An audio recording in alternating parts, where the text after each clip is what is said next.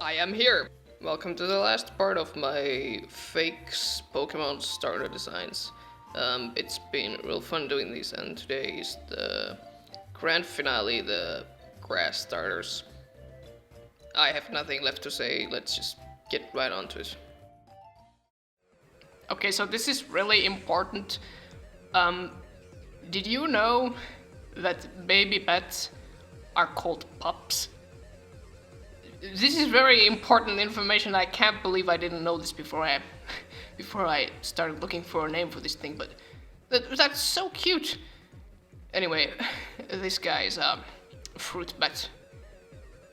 Not much to say about it. It's very round and a friendly shape. I mean, all of them are very rounded, these, but I think this has more sharp edges on it, so it maybe looks the most sharp skilled. I don't know what the word is for that.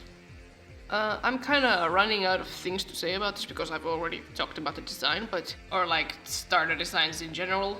Same thing here.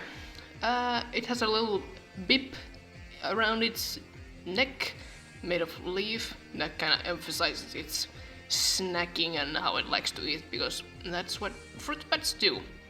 And the theme of eating kinda carries through the whole line.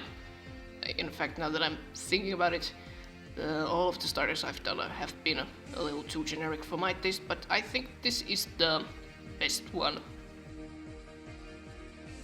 Drewpup. Living in dark rainforests, its diet consists of juicy fruits and berries. If it falls from a tree, it can easily glide down with its wings, which are too small for actual flight. Okay, so I have talked about awkward middle stages in starters, but this middle stage is the most awkward thing ever. Its design is intentionally very stiff, I guess is the word to say. I don't know, it just looks wrong, and I think it's because of the color of the legs. The leg color clashes with everything, but the idea behind it is actually pretty clever, I think. I try to be as creative as I can with my designs. My designs are often very gimmicky, I've noticed. I just have a very basic concept and then I run with it. And with this is that, like when bats hang upside down, well, in this case it looks like a flower bud, kind of. And if it rustles its wings open a little bit more, it looks like an open flower. It's upside down. I think it can pull its head back into the collar. Yeah, I think that's how you pronounce it. It's still very plump looking though, which I think gives it much more personality too. A very happy looking, joyous looking guy.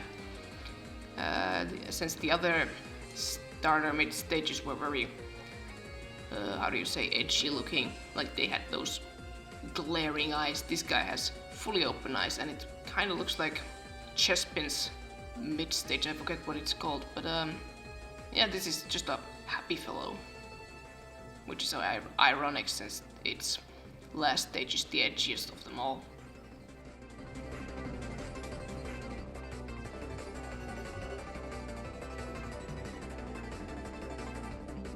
Balloon. Hanging upside down in forests, its wings make it look like a flower. It can hide its head into the leaf collar, where it also hides its snacks. The flower disguise can be distinguished by the eating noises. So the last stage I struggled with quite a long time. It was really hard for me to figure out all the concepts that I wanted to, how they all fit together, but basically a vampire fruit bat, since vampires are very often associated with bats. They can transform into them, and since it's a fruit bat, I thought let's not go all so edgy that it drinks human blood. Let's go with that it sucks all the juice out of fruits, like leaves them dry, and that's kind of cannibalism, kinda, if you really stretch it out, since it's a grass type and it eats other grass things, it's a really far stretch, but it kinda works if you don't really think about it.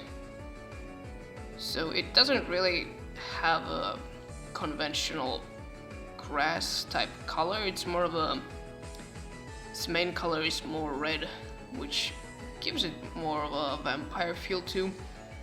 If it was just green, I think it would lose the inspiration very much. But I think with the red, it also adds to the kind of undead feel, because vampires are the lords of the dead, and in fall leaves turn red, which is the result of them losing their life juice. I don't know what it's called in English, but I think there's a lot of stretching and not thinking involved by this design, but I think it turned out pretty well. As you can see in the pose I gave it, I gave that classic Dracula pose with its hands where it's just kind of like bleh. I like this design. I was actually thinking about its shiny form quite a bit. I thought maybe it should be brown, like it looks like cocoa beans, like Count Chocula. And then I thought maybe the shiny form could, if it's in a game, it should be like really shiny, like one of those Twilight vampires. But in the end, I just swapped the colors around a bit because I don't want to get copyright sued by anyone, even if it's not a real thing. I still like to stay somewhat realistic.